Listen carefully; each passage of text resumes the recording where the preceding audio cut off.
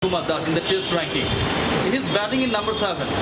So do you think that this is the ideal position for Litton to bat? I think he was 6 in the last game. Yeah. So he's not batting at 7, he's batting at 6. But that is exception. But that's where he batted in the last test. Most of the times he batted in 7. So he's moved up. So he's moved up into the top 6, which is perfect, probably. Yeah, look, I think in most countries, the senior players do get the opportunity, if they've opened for a long time, to bat down the order. I think Tamim would love that, but we need to find another opening batter first. We can't just push someone up that isn't performing in domestic cricket or hasn't performed for our A team or our Tigers. So that's the challenge for us, is to find another opening batter if we want to allow Tamim to go down to 4. I think it'd be a fantastic number 4. Jemi, do you think that the domestic structure of Bangladesh is proper for providing some test cricketer to the national side? I've been here 3 months and I have not had a look at domestic cricket yet. Haven't had the chance. We've been on tour or playing series, so that's for administrators and the head coach to look at, to see if we can improve, and for me to look at the batting structures underneath and see what's happening with our coaching.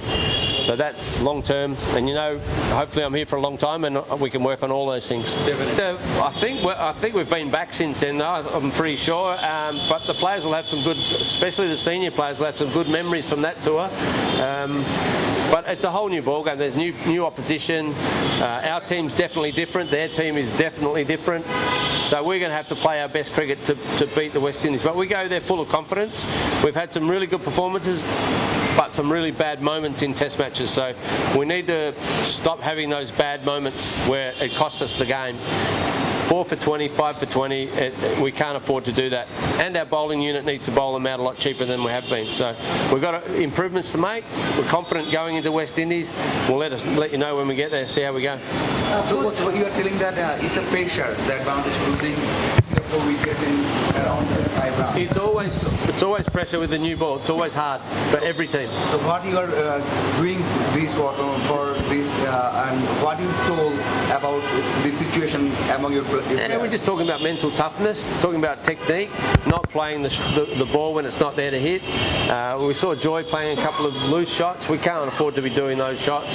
A pressure run out that happened that shouldn't have happened. So those sorts of little moments in the game put pressure on the next batsman coming in. So we need to make sure we eliminate those and make sure the opposition earn our wickets. And that's going to be my chat with the players when I get to the West Indies, about making sure we make them earn every wicket. We got good players, there's no doubt about that, but we make some silly mistakes. We've got to stop doing those. Well, Coach, players are doing classes for strengthening their mental condition in the army bases. Do you think this will help in West Indies? Yeah, if the guy that's doing it is really good at his job and understands cricket, I think it can help without a doubt. But we still got to make sure it applies to cricket, and they haven't had much time to have an influence. So we'll still be the same players. I don't think the mental strength will be much different. They might have a couple of things they can work on with the mental strength coach. So let's see when we get to West Indies, see if some of it starts to rub off. All the left-handers are struggling against ball which are incoming, and most of them are leaving a gate between bat and pad. Yep. Do you think this is a traditional problem, or why is this happening? We'll work on that with them. They understand. There's been probably 4 or 5 wickets that have happened, and maybe the same players. So we're working on it. Don't worry. They'll sort it out. Shouldn't be a problem that we can't fix.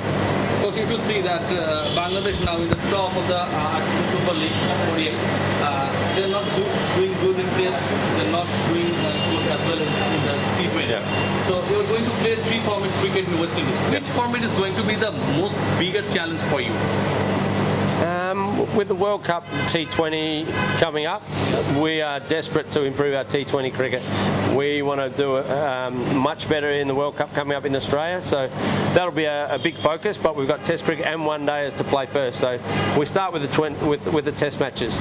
Every one is going to be a challenge, and first of all, it's a new ball in Test match that I'm going to be focused on anyway.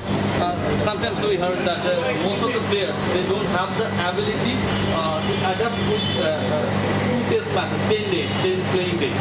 So do you think that this is one of the reasons for not doing good to play back-to-back test matches? No, I don't think so. I think that Mushfiq, Litton, even Tamim's done it before, made 200s in 2 test matches in a row a long time ago, but he's still capable of doing that. Mushfiq's done it just in the recent test series. Litton's performed in both test matches. So that's certainly not true, and that's proof of that. We've just got to get better performances out of the younger players now. We've got the senior players firing, younger players need to now step up. But we need some patience with Joy. Shanto, I know, has been around for 2-3 years now, but he's still only played 17 tests. So we've got time with those kids. Senior players need to keep performing.